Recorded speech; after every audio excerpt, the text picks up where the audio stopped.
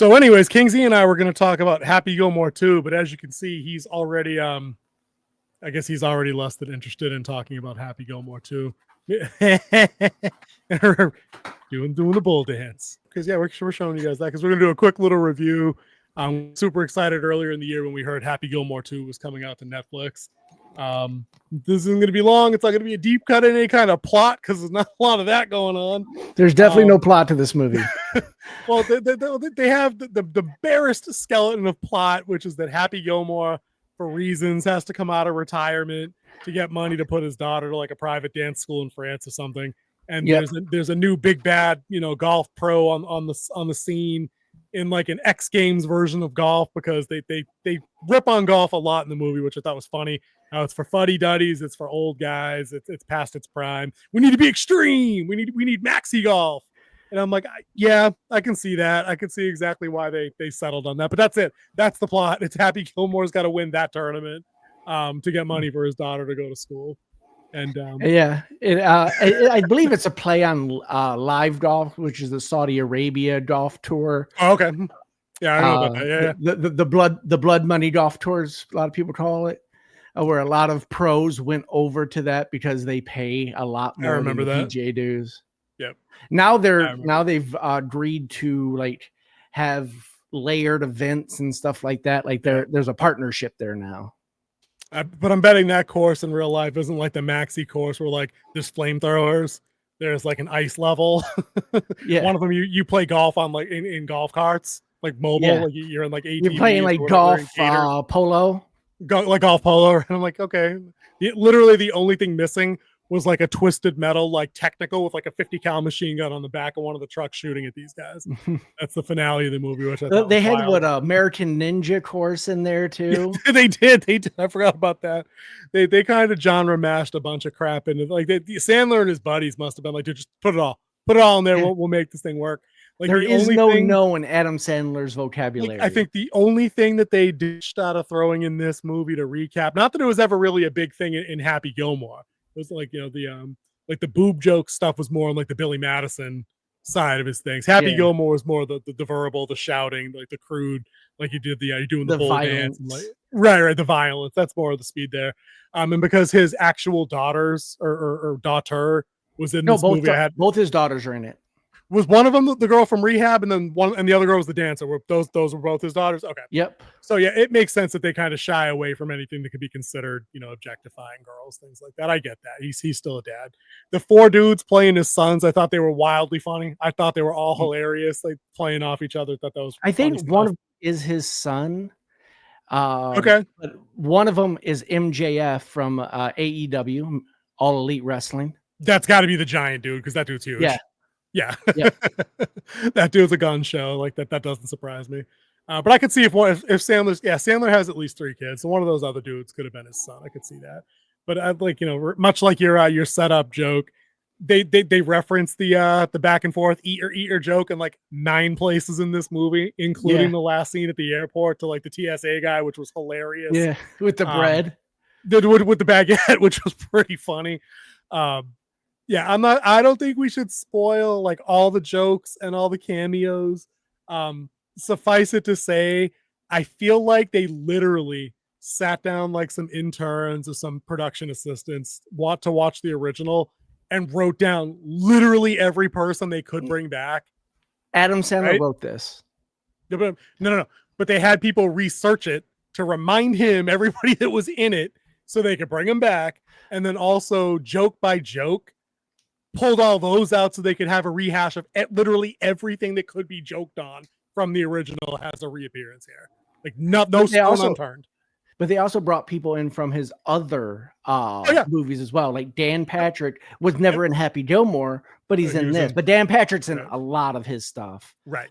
But also they hint to 50 First Dates, which actually is supposed to have a sequel coming out now. Oh, dude, I didn't even hear about that. Because you're hinting at 50 First Dates with Drew Barrymore's dad. Because remember, he was also in The Waterboy. He was the coach. Yeah. Live another day. Exactly. Right, exactly. That's him. Vern Lundquist, obviously sports announcer for golf. Like they brought him back. That was cool. John Lovitz was in there as he was only in The Wedding Singer, and I don't think he was playing that same dude. No, he wasn't. He had a funny bit. That was a pretty funny bit. I'm not going to ruin it because it's visually really funny, I thought. The only one that we missed and who's been a cameo in a lot of his stuff is Shaq. Shaq was in this movie? No, that's the one we missed. He's not there. Yeah. But he's been in a lot of his movies. Yeah. Yep, for sure. For sure, there's some people. I'm like, and his core group of people, like his actor friends that are in things like Grown Ups, like David Spade, Kevin James, like those dudes. None of them are in this. Except Sweet Robbie Schneider's in this though. Riding the tricycle.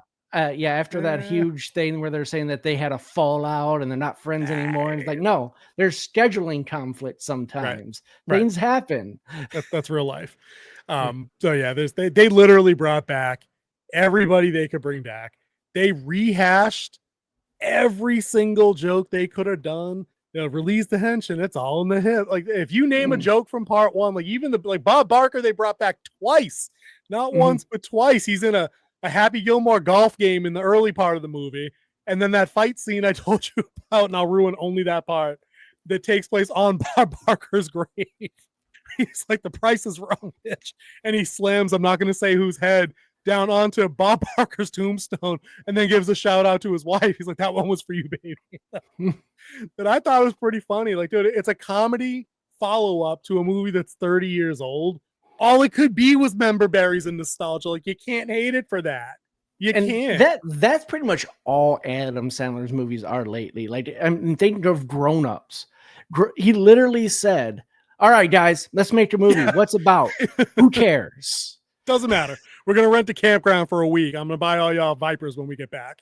Or whatever. We bought them Ferraris or Corvettes or some shit.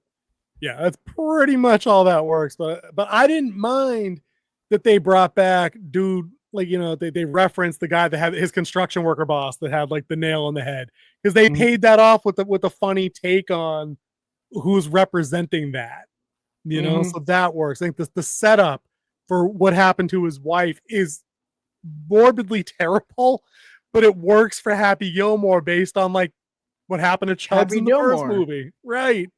It's like, dude, they got grandma's house, they got his car. The way he dressed was spot on, perfect for Happy Gilmore. The boots, they brought back the Bruins jersey. Yep.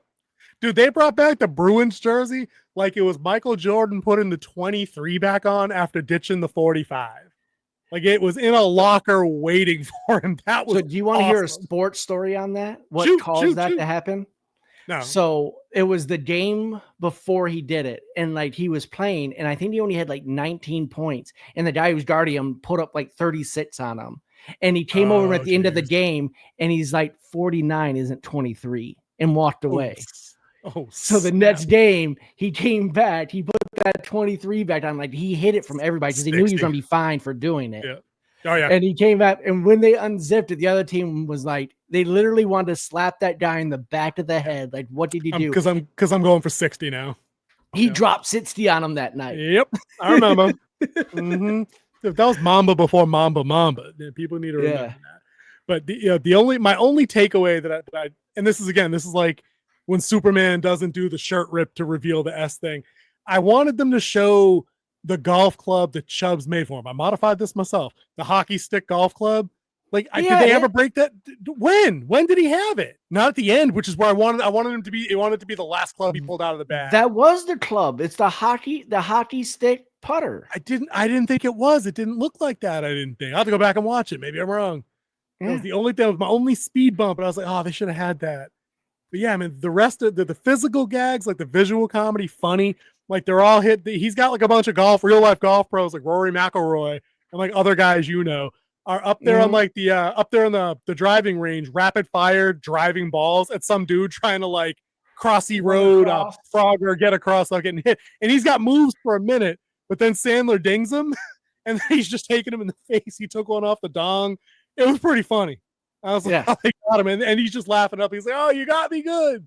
I'm like, that guy's funny. The one who got arrested, that actually plays off of what happened to him in real life. Like I knew that.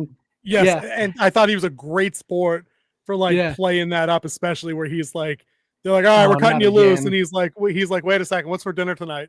The guard's like, chicken fingers. Like, I'll stay again. He just I'll stay another goes back night. to watching TV. That was pretty funny. So that dude was a good sport about that. That's for real. A lot of respect for that. It was fun. I think the golfers had a lot of fun with it. Yeah. It looked like they were having fun making it. And then of course there's a second wrestler in this as well. Becky Lynch is in this one as well. She's one of the bad golfers. She's one of the match. Oh, that was her.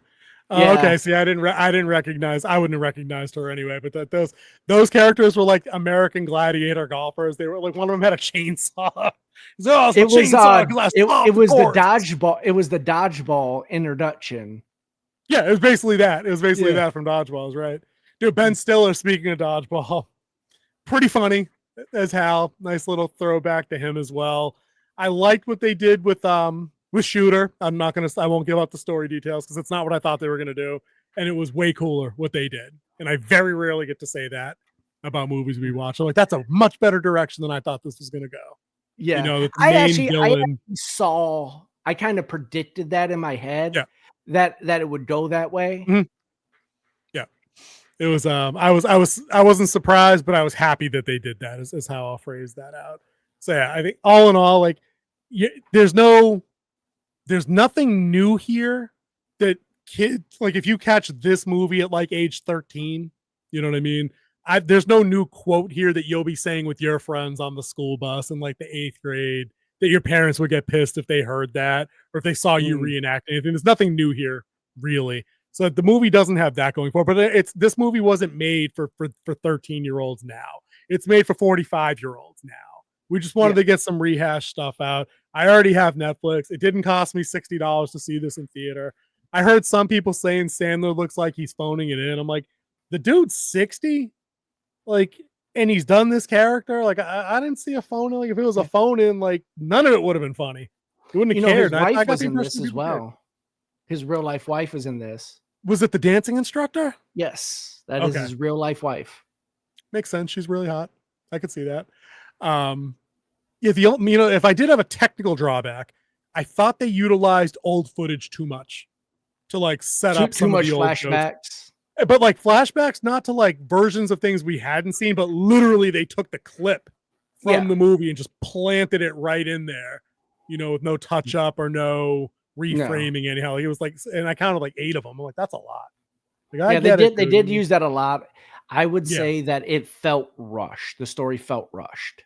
Yeah. Even though it was like 206 or 226, something like that was the runtime. No. Wasn't 226. It was like, shot. I think it was 220. I think it was 206. It might have been 2 hours. There's no shot. It was 2.5 hours. So I was like, okay, this is pretty funny.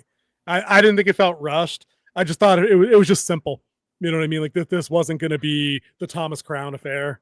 You know what I mean? This but I do believe that like the book. Like the first Happy, like things kind of happen in order, but it wasn't. I did this and then I did this. That's how I felt this was, and then I did this, and then they did. It was and then. It was very and then. I'll give you that. It wasn't I did this because of this.